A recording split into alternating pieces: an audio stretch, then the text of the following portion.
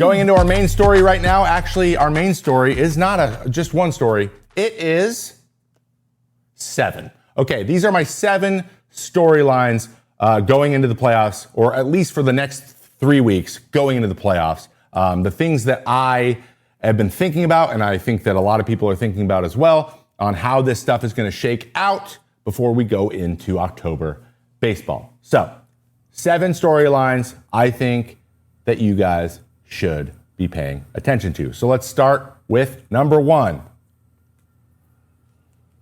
Can the Brewers get the job done this year? The Milwaukee Brewers have surprised a lot of people by having bouncing around, but most of the time, most of the season, they've had the best record in both leagues. And they've been doing it in a lot of very Breweries ways, right? They always have a closer coming out of nowhere. This year it's been Trevor McGill. In the past, it was Devin Williams. And before that, it was Josh Hader. They just keep getting closers coming out of nowhere. Now, Trevor Williams. I said Trevor Williams. Trevor McGill. Sorry, I'm getting my Trevors mixed up. There's a lot of us these days. I don't know what's going on. Trevor McGill. He is hurt. He's going to come up in a minute. But I think that they have the best chance they've had in a while, and for a few reasons. Okay? Recently, in the last 8 years, they've made the playoffs 7 times, winning the division 5 times. Okay? That's a lot of success. That is Astros level success. That is kind of like the Dodgers win the title all the time. And when you see your team go into the playoffs and get bounced early almost every time, they've lost 3 times in the wild card, for example, in those 7 appearances in the division series. I believe they've gone to 1 NLCS in those times, right? So we've not gotten to the World Series. And that's what the fans really want, okay? So that has not gone well, but they've never won a World Series either. They are one of 5 teams that never won the World Series. The Seattle Mariners, the Milwaukee Brewers, San Diego Padres, the Colorado Rockies, and the Tampa Bay Rays. None of them have won it. Interestingly enough, 40% of those teams originated in Seattle. So we have the Seattle Mariners, and then the Brewers are originally the Seattle Pilots from 1970, 1971, and then they emigrated over to Milwaukee, and then they never won a World Series. So Seattle, there's something about baseball in Seattle. I don't know what it is. It's not good, though.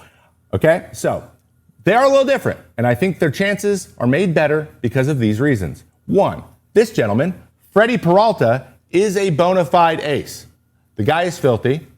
He has been throwing really well. No one even talks about him, and he should be in the conversation, or at least in like the top 5 to 7 for the Cy Young. He is a bona fide ace. He is their game 1 starter. He has it up here. He turns it on. He's one of those guys who throws 92, and they're like, oh, we're going to hit him today. He's like, no, 98. Like, he's one of those guys.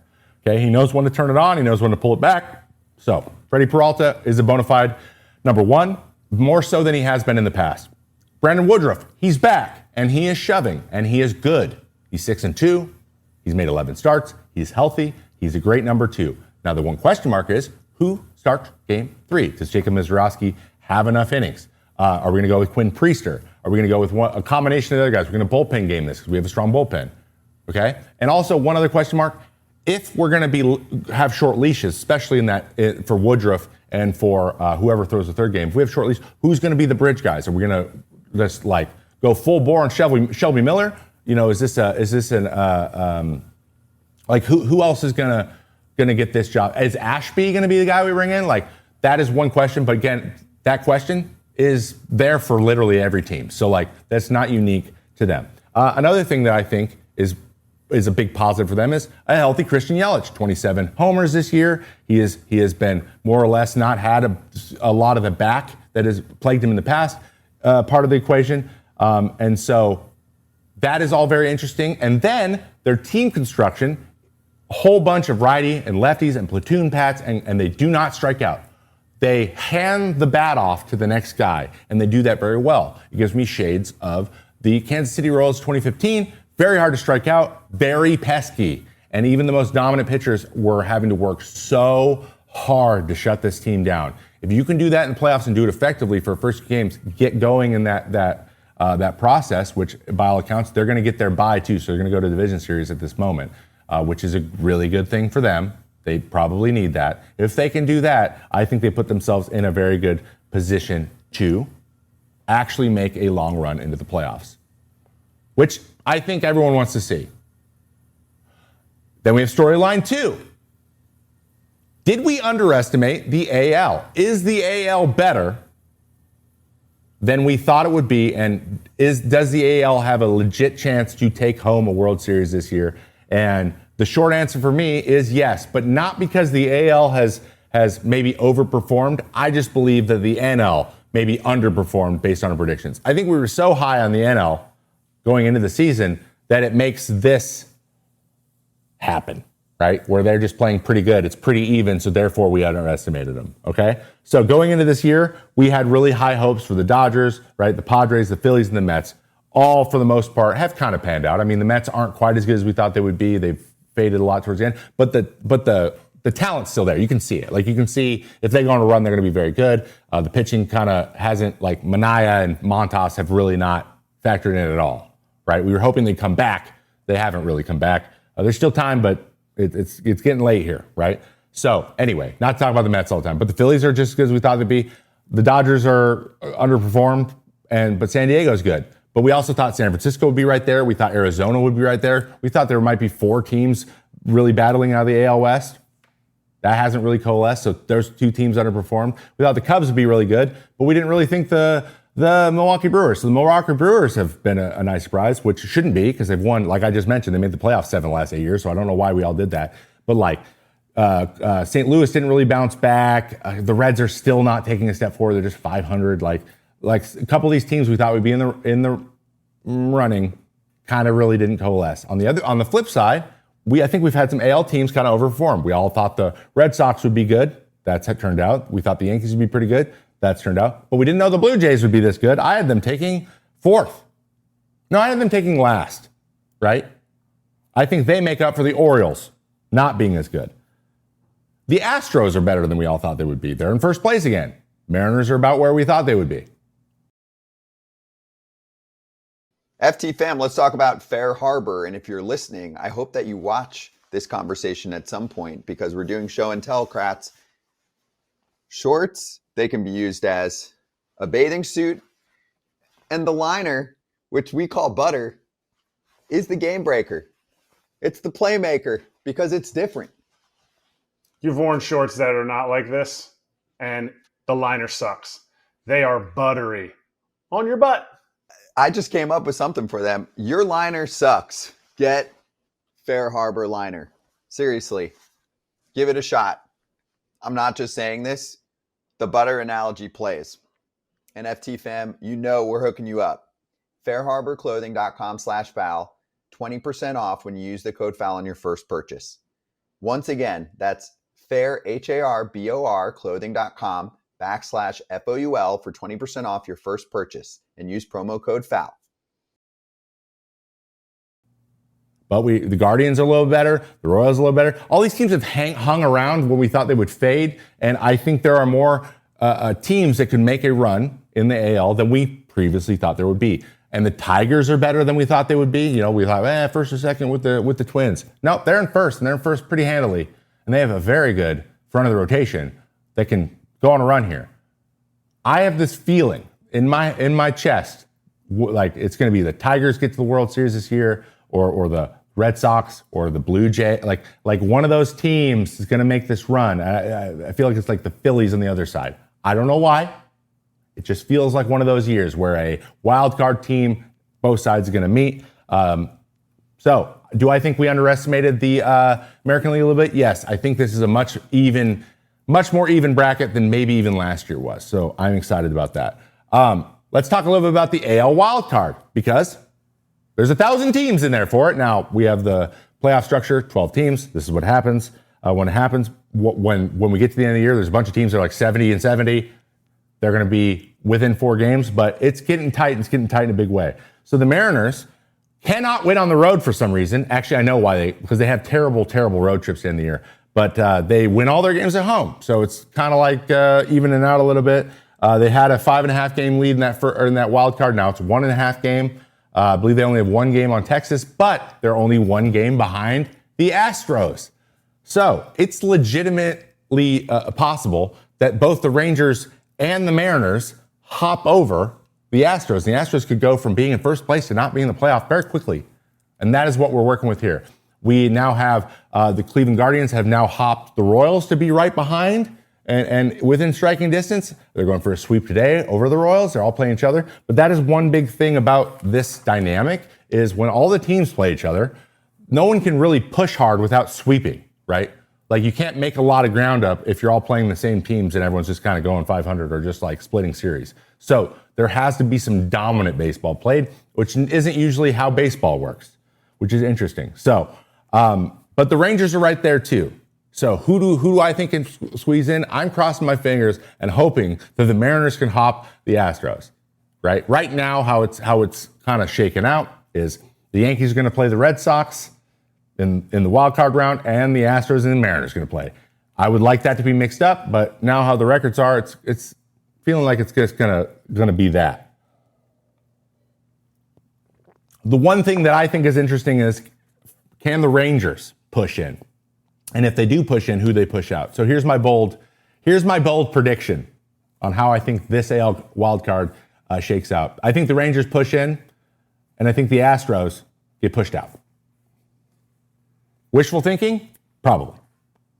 Am I being biased? Probably. But it's the internet, and you can do stuff like that. I just think it would be interesting. Let's talk about the NL West. That's not the right thing. Let's talk about the NL West. Padres, Dodgers. Dodgers currently have a 2-game lead over the Pods, and they have won the season series. So, in my opinion, the Los Angeles Dodgers will end up winning the division, and the Padres will be the wild card team from there. But I do believe both these teams make it. It would take an astronomical fall apart for the both of them, but like the Padres had to win 3 more games now than the Dodgers, because if they tie, the Dodgers then get the higher seed, so it wouldn't really matter. But there's a couple of narratives going. So I think that's what happens. But the big things for me are, can the Dodgers stay healthy? Are we going to lose 2 relievers? Or are we going to lose 2 starters just randomly again? Is that going to happen? But if not, is this the Tyler Glass now that we're going to get in the playoffs? He's thrown 7 strong innings, 2 games in a row, 2 starts in a row, one of which was no hits. So Glass now, huge part of this. Blake Snell is still, you don't want to face Blake Snell in the playoffs.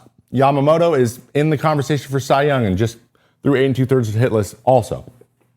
But the big question mark is, who the hell is going to close games for these guys? Because Tanner Scott is going through it, like I mentioned earlier in the show.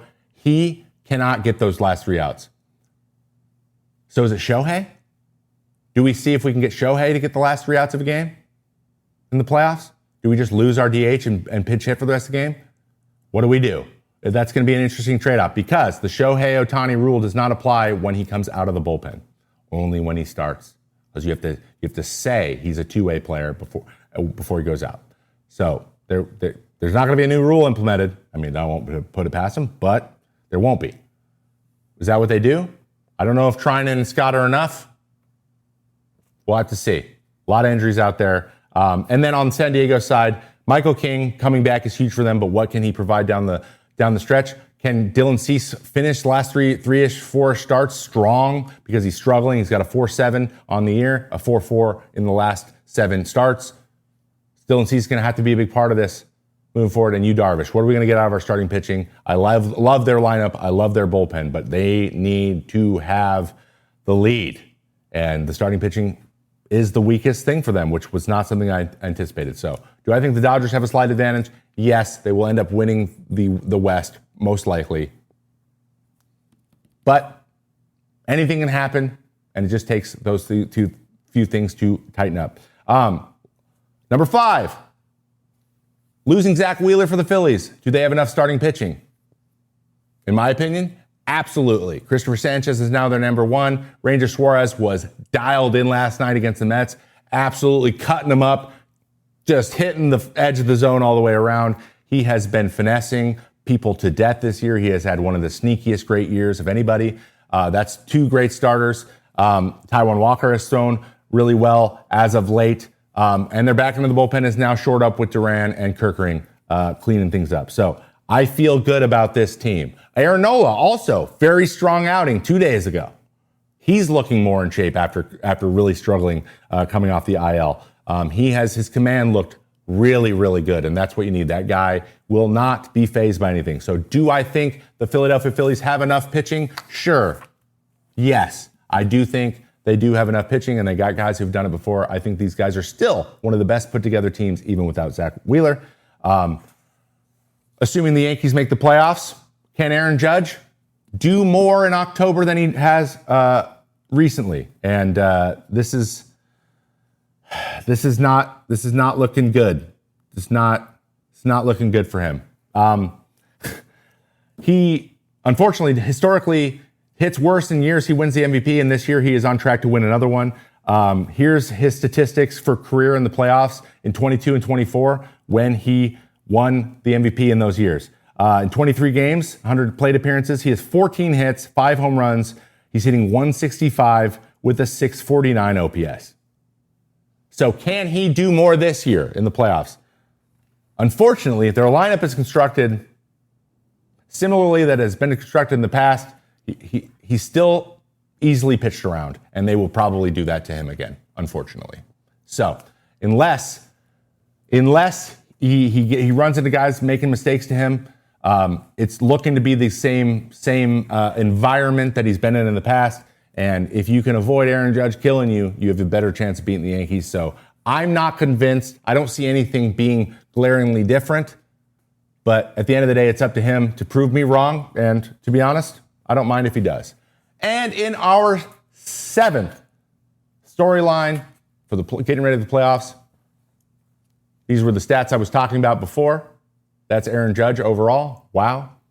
In the 7th, are the Cubs the real deal, and can Pete Crow Armstrong get it going a little bit more? They've had a couple blows recently. Kyle Tucker recently went on the 10-day IL for that calf that's been bugging him. Now, 10 days isn't the rest of the season, so there's still a chance. And 10 days usually is a good amount of time to get over calf. So I'm confident that he will be back, but will he get enough ABs to be sharp? How much? Because he is the middle of that lineup. They need Kyle Tucker to be raking. Though they still have a good offense. Seiya Suzuki's still hitting the ball well. Matt Shaw has come on big time in the second half here. Here's some statistics differences for him. Pre-All-Star break, Matt Shaw, the third baseman, 63 games. He had 41 hits. He hit 198 with a 556 OPS and 2 home runs. Post-All-Star break, in 48 games, he has 9 home runs. He's hitting 270 with an 875 OPS. So some major changes. That guy has changed his batting stance like crazy. Go look that up. It's pretty fun. Matt Shaw's been a big deal, but can Kyle Tucker do it? And Pete Crow Armstrong, can he turn on the bat a little bit? Pre-All-Star break, 265 with an 847 OPS. Post-All-Star break, 223 with a 645 OPS. Strikeout numbers are pretty much the same. Chase numbers the same. Walks the same. Everything's the same. He's just not getting the quality of contact he got before. This could be the league figuring him out. He had 25 home runs before the All-Star break. He's only hit 3 after. So him getting hot, not super necessary, but if he does, this is going to be one scary team to face. And the defense has stayed there. So all things considered, doesn't get a hit. He's still going to run everything down in center and make it easy. So are the Cubs the real deal? I think they got their starting 3 figured out. And they got their starting 3 figured out with Shota, Matt Boyd, and Cade Horton has been great this year. Those are the big 3 they're going to pitch in their 3 games. That was not something we anticipated them having at the All-Star break even. I feel like they're pretty solid there right now. Who's going to close games? Don't really know. There's a lot of question marks there, but their offense needs to carry them. So those are our 7 storylines that I'm paying attention to and things that I think need to happen for these teams to go where they want to go, the promised land, the World Series. Let me know what you think. Let me know what other stories we should cover in the future, because we still have 3 weeks left in the season. And that's it.